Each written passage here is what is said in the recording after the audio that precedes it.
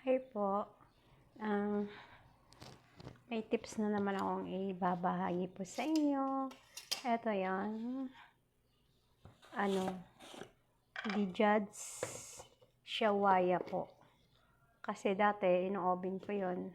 Ngayon naman ay ilalagay ko doon sa Tapos, ilalagay ko dito sa loob po ng chicken.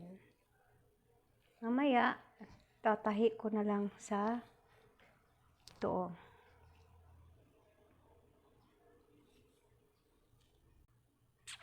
Ito na po. Natatahi ko na. Diba?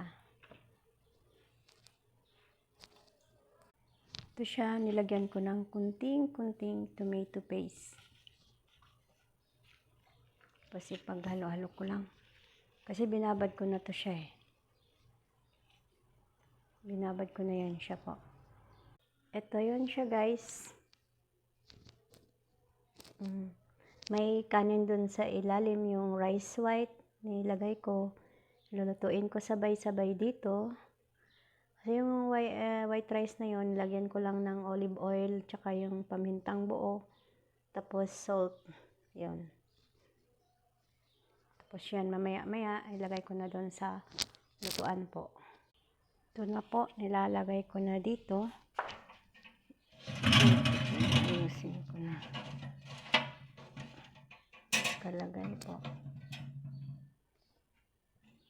Yan na siya.